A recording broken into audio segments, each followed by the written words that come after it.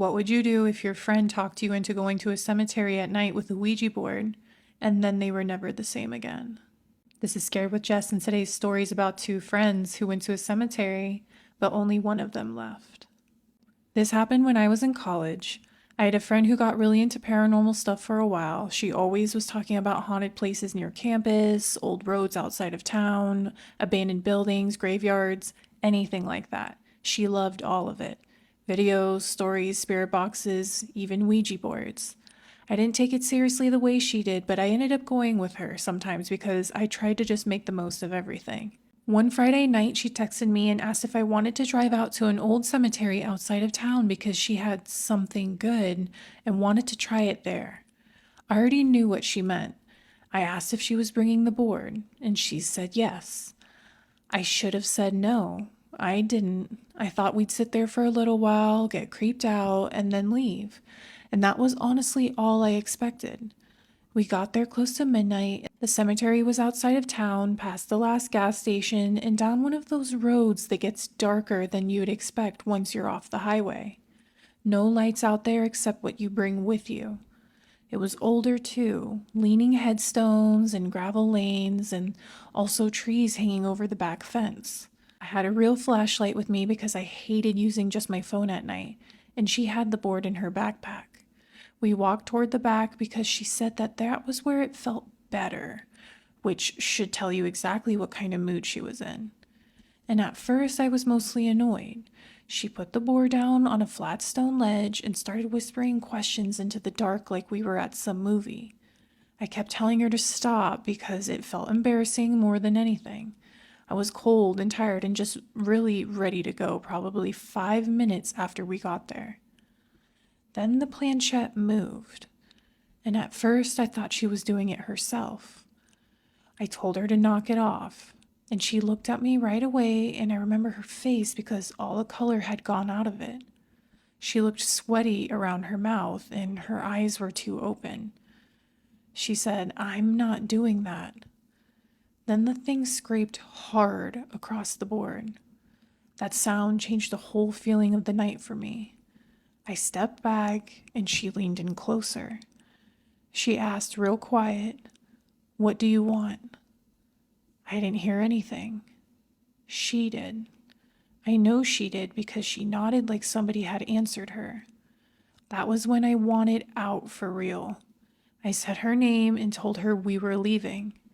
I reached down to grab the board and she smacked my hand away so hard it stung. And then she started talking. Not to me. Her eyes stayed on the board the whole time. She'd say a few words, she'd stop, she'd listen, and then answer again. I caught pieces of it.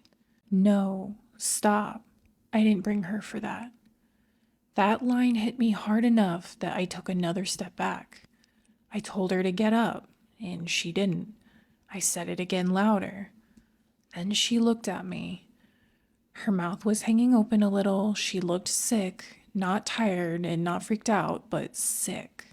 Her skin had that wet look people get right before they throw up. And then she smiled. I backed away from her right then, and she stood up.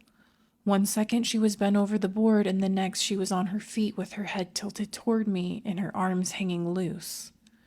And then she laughed. I had heard her laugh plenty of times before that night, and that sound wasn't hers. It came out low and rough. It sounded like it was tearing its way out of her throat. I turned and started walking fast toward the path back to the car. And behind me, I heard her step off the stone. And then I heard her running. I swung the flashlight back over my shoulder for 1 second and caught her between the graves. And that picture still gets me. Her mouth was open wider now. Blood was coming out of one nostril, and her eyes had rolled up so far I could barely see anything except white. Her face looked wet, and the skin around her mouth looked stretched tight. She was coming at me, fast, enough that I stopped thinking and just ran. After that, it was a blur. Headstones flashing through the beam, gravel sliding under my shoes, and branches scraping my arms. I could hear her behind me the whole time. sometimes laughing and sometimes making this awful choking sound like she was trying to force words out and couldn't get them. At one point, I heard my name, and that almost made me trip. I made it to the car first by maybe a few seconds. I got inside and locked the doors and turned the flashlight back toward the cemetery. She hit the passenger window so hard the whole car shook. I screamed, and she stood there with both hands on the glass, staring in at me. Blood all over her face, mouth hanging open, and eyes rolled up. She looked empty and furious at the same time. And then she said in that same wrecked voice, "Let me in." I threw the car into reverse so hard I nearly hit one of the stones posts at the entrance.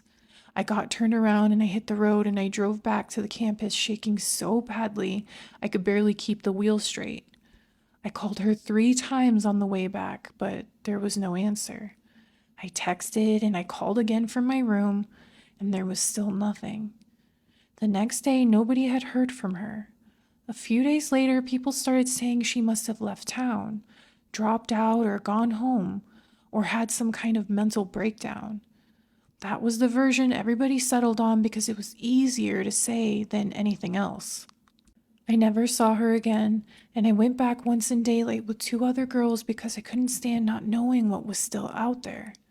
The board was near the back where we had left it, split clean in half, and carved into the wood beside it deep enough to leave pale marks was my name. I have never touched a Ouija board again, and I still think about the day she looked through that passenger window, not because I thought she needed help, but because I knew she wanted in.